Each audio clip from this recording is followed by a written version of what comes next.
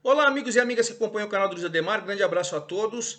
Terminaram os jogos de ida das quartas de final da Série A2 do Campeonato Paulista neste domingo, 19 de março à noite, hein? E olha, com um detalhe, hein? Se classificaram os 8 melhores colocados depois de 15 rodadas na Série A2. E os mandantes, os times de pior campanha, se deram mal. Ninguém venceu. E aí, no jogo de volta na casa dos times que têm melhor campanha, a situação vai ficar complicada. Vou explicar. O único mandante que não pode reclamar do resultado, embora terminou com 11 contra 9 da Ponte Preta, é o Comercial. O Comercial começou perdendo da Ponte Preta por 1-0, empatou. A Ponte Preta teve o Gé expulso, depois o Pablo Diego, terminou com 2 jogadores a menos, mas conseguiu um empate. Um empate fora de casa, agora é só vencer em casa. Comercial, se empatar, vai para os pênaltis, precisa vencer para se classificar. Então o Comercial, o único mandante, e a Ponte Preta, o único visitante, que ninguém venceu. Já os outros, a situação foi bem tranquila. Noroeste foi até Rio Claro, venceu o Velo Clube por 1-0.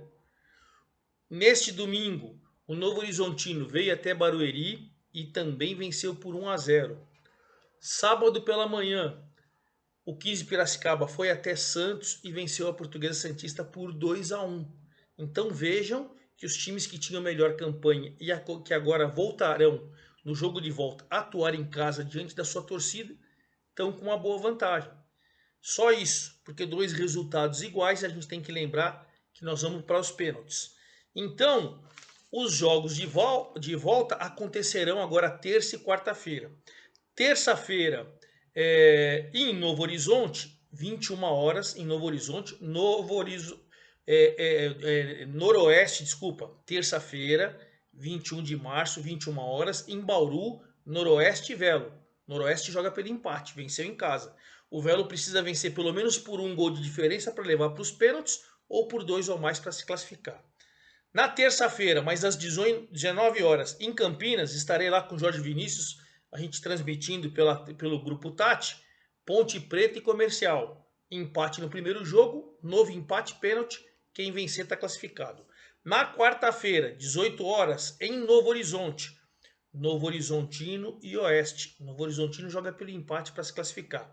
O Oeste precisa vencer por 1 gol para levar para os pênaltis ou por 2 para se classificar no tempo normal. E na quarta-feira, às 20h30, em Piracicaba, o 15 recebe a Portuguesa jogando pelo empate. A Portuguesa precisa vencer por 1 gol de diferença para levar para os pênaltis ou por 2 ou mais para se classificar. Então a situação é essa. Vou passar todos os detalhes das partidas, as fichas técnicas, tudo para você aqui no canal do Luiz Ademar. Convidando vocês primeiro a fazer inscrição aqui no canal do Luiz Ademar, ativar o sininho para cada novo vídeo você ser avisado e principalmente pedindo seu like, pedindo sua opinião. Vamos trocar aquela ideia que a gente faz lá no meu Twitter, no meu Instagram, Luiz Ademar JR, certo? Então vamos começar com o primeiro jogo. O primeiro jogo dessas quartas de final da Série 2, que foi com o sexta-feira, em Rio Claro, quando o Velo Clube perdeu para o Noroeste por 1-0. 1.879 pagantes apenas, hein? A torcida do Velo não compareceu em bom número jogando em casa, né? Precisava fazer um bom resultado. O Velo, que para jogar essa reta final, contratou o zagueiro Maurício Barbosa do Madureira e o volante Adriano Júnior, que veio do Cianorte. O Noroeste contratou o atacante Carlos Henrique, que já jogou no Juventude, no Sport, veio também para reforçar o elenco nessa reta final. Bom, o Velo Clube jogou com Gabriel, Inayan, depois o Denner Santos, Alexandre Carvalho, Everton e Marcílio, o Ítalo, que foi expulso. Quando você joga com um jogador a menos, cara, é sempre complicado, né? E aconteceu isso. Franco, Felipinho, depois Clevinho, Thiago Rubim, depois Léo Castro, Douglas Esquilo, depois Danilo, Dena Nascimento, depois Adriano, o técnico é o Alberto Félix. O Noroeste venceu por 1-0, golaço do Carlão, hein? Golaço do Carlão. Jogando com Pablo, Maicon Luizão e Igor Ribeiro, seus 3 jogadores ali de trás. John Egito, Diego Maia, Jonatas Paulista, Blad, depois o Pereira, Eric Varão, depois o Emerson Riuler, Luiz Thiago, depois o Bala, Carlão e o Carlos Henrique, que depois entrou. O técnico é o Moisés Egert. O que a gente pode fazer? O Noroeste, jogando fora de casa, provou o meio-campo. Ele tem um 3-5-2 interessantíssimo, né? E aí o Carlão, com 18 minutos do primeiro jogo, uma cobrança de escanteio, o Carlão num voleio fez um golaço. Um golaço. O Esquilo chegou a empatar, mas o VAR detectou impedimento. Agora tem VAR, tá? Tem VAR, detectou impedimento. Fomos para o intervalo, veio o segundo tempo. O Velo, precisando ganhar, tinha que atacar, tinha que partir para cima. Mas com 2 minutos o Ítalo é expulso. Aí você está perdendo o jogo. Seu volante é expulso ao matar um contra-ataque. O Noroeste ficou com um jogador a mais, vencendo o jogo, passou a tocar a bola. O Velo, o clube com um a menos, ainda com o Felipinho, teve uma boa oportunidade numa defesa do Pablo, quase empatou. E o Noroeste trocando passe, valorizando a posse de bola, criando até algumas boas oportunidades, mas sem finalizar com muita precisão, conseguiu uma vitória espetacular. Então, jogando em Rio Claro, Noroeste, que já tinha a melhor campanha, agora joga em casa, venceu por 1-0, golaço do Carlão, golaço, hein?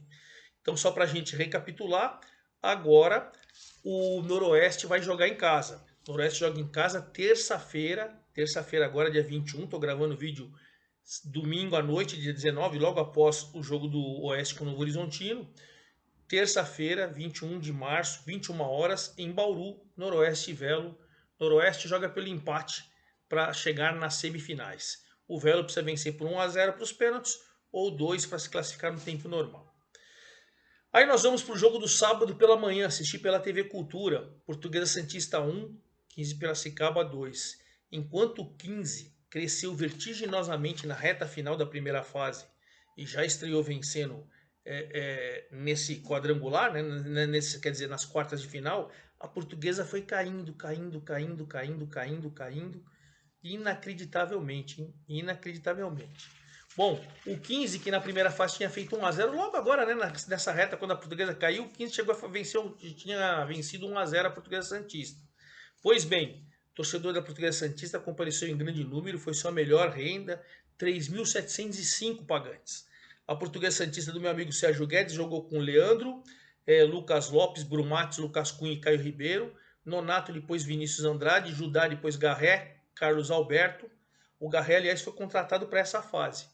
Danilo e o Lucas Lopes, o lateral direito também. Danilo Pereira, depois o Iago Ramiro, Caio Mancha e Diogo Carlos. O 15 Piracicaba, que tinha vencido por 1-0, eu falei para vocês, Lúcio Flávio na reta final, voltou a vencer por 2-1, o time do Kleber Gaúcho, atual campeão da Copa Paulista, com o Alain, o Wellington, João Maestro, Giancarlo e Eric Daltro, Samuel Andrade, depois Lúcio Senna, Vitor Braga, depois Matheus Melo, Lucas Xavier, depois Enzo, Guilherme Amorim, Arthur, depois Mica, Anderson Cavalo, depois Maicon Aquino. O 15 que para essa reta final acabou não contratando, postando no seu elenco e venceu por 2-1. Jogo equilibrado, mas a Portuguesa criando o 15 criando as melhores oportunidades, até com um golaço do Lucas Xavier, mas foi um golaço de fora da área, ele recebeu assim da entrada da área, da meia-lua, e deu um tapa na bola, a bola bateu na trave e fez 1-0, com 25 minutos. Aí parou, estava muito calor, deu aquela parada técnica para tomar uma água. No retorno da parada técnica, a Portuguesa atacou, o Caio Ribeiro cruzou, o Caio Mancha não conseguiu alcançar a bola e o Danilo Pereira empatou 1-1. Isso logo aos 29. Mas aos 32, o Lucas Xavier, que tinha feito um golaço, fez um lançamento para o Samuel Andrade. Ele entrou nas costas da zaga e na entrada da área deu um tapa na bola, também fez um lindo gol, 2-1. 2-1 no primeiro tempo. Veio o segundo tempo, a Portuguesa tentou sair com tudo, o 15 congestionou o meio, marcou, segundo tempo, tecnicamente falando, de poucas oportunidades. A Portuguesa na base do desespero, no apoio da sua torcida, mas resultado final, Portuguesa Santista 1, 15 Piracicaba 2. Eu vi o Sérgio Guedes falando que gostou até do desempenho do time, que ele está otimista. E claro, o Kleber Gaúcho ficou mais animado ainda, porque venceu fora de casa e agora vai ter a vantagem de jogar em casa, hein? Então, na quarta-feira, 22 de março, às 20h30, lá no Barão de Serra Negra, o 15 recebe a Portuguesa Santista jogando pelo empate para se classificar. A Portuguesa Santista precisa de uma vitória, pelo menos por um gol de diferença, para levar para os pênaltis, ou por 2 para se classificar no tempo normal. Tarefa bem difícil para a Luzinha, hein? Para a Briosa, a Lusa Santista. Bom, aí no sábado, no jogo mais maluco que teve da rodada, no sábado à tarde, lá em Ribeirão Preto, Comercial e Ponte Preta empataram por 1-1. Decepcionante o público, principalmente por parte do Comercial. 4.867 pagantes. Não chegamos nem a 5.000. E olha que a Ponte Preta acho que foi pelo menos com uns 2.000 lá. Então a torcida do Comercial não está apostando no time, hein?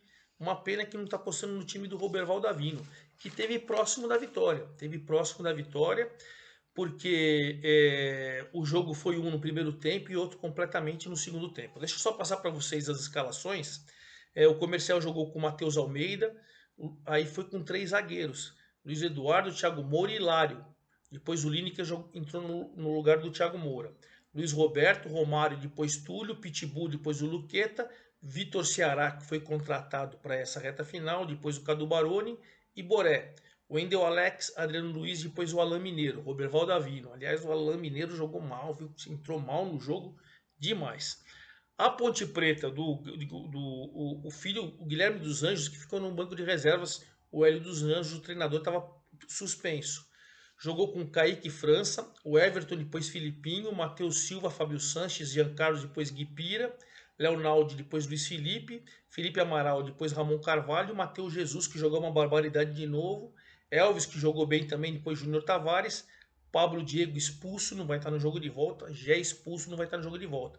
Os 2 principais artilheiros da Ponte foram expulsos no segundo tempo, expulsos merecidamente.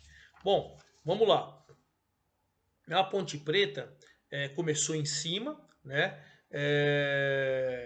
Mas com 4 minutos de jogo, o Wendel Alex fez 1-0, né, para o Comercial, mas agora tem VAR e detectaram o impedimento. Bom, enquanto a torcida do Comercial ainda estava animada, como viu a Ponte logo, uma cobrança de falta do Elvis, o Amaral desviou e o Matheus Silva fez 1-0 aos 13 minutos. Né?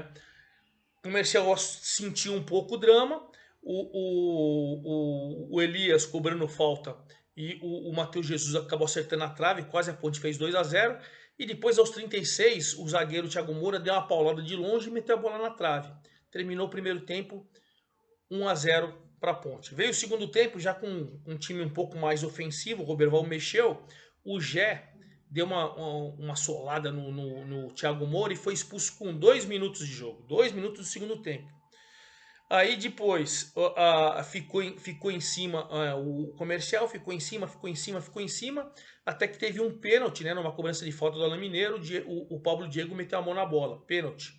O Wendel Alex cobrou com muita categoria, fez 1-1 aos 31. E aí o Pablo Diego, que já tinha amarelo, foi expulso aos 38. Então, por aproximadamente 15 minutos, a Ponte Preta jogou com 2 a menos. E quando o Comercial com 2 a mais tinha que se impor, o Comercial foi mal. Alain Mineiro foi mal. Os jogadores não entraram bem, né? Tipo o Cadu Baroni, o Luqueta e tal. Enfim, com 2 a menos para a Ponte, eu acho que foi um resultado muito bom. E para o Comercial foi frustrante, embora o empate com a Ponte Preta, que fez uma campanha espetacular, é sempre bem-vindo. Pois bem, agora as duas equipes vão jogar terça-feira, estarei lá com o Jorge Vinícius para o Grupo Tati, nós vamos transmitir esse jogo. É terça agora, 21h30, às 19 horas, lá no Moisés Lucarelli, em Campinas. Novo empate e pênaltis, quem vencer está classificado. E agora, neste domingo à noite, era para ter começado às 18 horas, começou umas 18h30 quase, choveu muito forte aqui na região de Barueri, onde é o estádio do Oeste, e era que deu umas 15 para 6, 10 para 6 com os times entrando em campo, o gramado estava encharcado. Notem que até o pessoal da manutenção ali do estádio estava com um rodo para tentar tirar a água. Como depois a chuva diminuiu, a arbitragem atrasou uma meia hora e aí deu para dar uma melhorada, né? Uma melhorada no gramado. Pois bem, o Oeste jogou com Gladson, Lucas Rodrigues, Diego Jussani, Diego Augusto e Di Maria, Paulinho Negueb e Marcelo Toscano, Reift, Bruno Gonçalves e Portuga. Não consegui pegar as substituições do Oeste, que o jogo foi agora há pouco. Técnico Lelé. O Novo Horizontino, nas suas mídias sociais, ao contrário do Oeste, atualiza tudo ali, ficou mais fácil.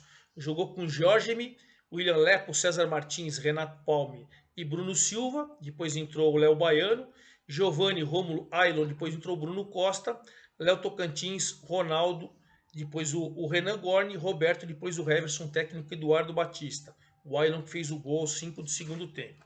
Ah, vamos lembrar também que o Oeste contratou o atacante Joanderson do Cianorte para essa reta final, né? E o Novo Horizontino trouxe o Luiz Gabriel do Coxa, um meia, uma revelação do Curitiba, e o zagueiro César Martins, que inclusive já foi titular do time, né? Então, também fez outras duas substituições de gringos. Convido vocês aí lá no blog do Futebol Caipira, blog do Ademar, que tá lá, mas esses são para a Série B, tá? Um japonês e o outro é um sul-americano, não vou lembrar agora, mas está lá no blog do Futebol Caipira para vocês. Bom, com gramado encharcado pesado, o Novo Horizontino, mesmo assim, foi melhor o tempo todo que o Oeste. Teve uma bola no travessão com 10 minutos, se não me engano, do Léo Tocantins. Depois teve um cobrança de escanteio com o Renato Palme de cabeça, quase marcou. A única jogada que o goleiro do Novo Horizontino, o Jorge, fez uma grande defesa foi no chute do Reift. 0-0 no primeiro tempo. No segundo tempo, numa cobrança de falta do Renato Palme, o zagueiro, para a área, o Ronaldo recebeu do lado direito, cruzou e aí o Ailon fez 1-0. Depois do 1-0, é lógico, o Oeste saiu, mas saiu meio desordenado, o campo pesado e tal, e mais experiente, mais competente, o Novo Horizontino venceu por 1-0. Pois bem, agora no jogo de volta, o Novo Horizontino, quarta-feira, 22 de março, 18 horas, recebe o Oeste, empate, está classificado para as semifinais. O Oeste precisa vencer por um gol de diferença para os pênaltis ou para se classificar no tempo normal, vencer por 2-0, certo? Só para a gente recapitular então, Noroeste 1-0 com o Velo em Rio Claro, 15 Piracicaba 2-1 na Portuguesa Santista em Santos, Ponte Preta Comercial 1-1 em Ribeirão Preto, Novo Horizontino 1-0 no Oeste em Barueri. E os jogos de volta, terça-feira, rodada dupla, mas cada um numa cidade, claro, 19 horas em Campinas, Ponte Comercial, 21 horas em Bauru, Noroeste e Velo. Quarta-feira, na cidade de Novo Horizonte, 18 horas, Novo Horizonte e Oeste, 20h30 em Piracicaba, 15 Portuguesa Santista. E claro, assim que acabar o último jogo na quarta-feira, eu venho com todos os detalhes dos semifinalistas e dos confrontos das semifinais. Perfeito? É isso aí, forte abraço a todos, até lá!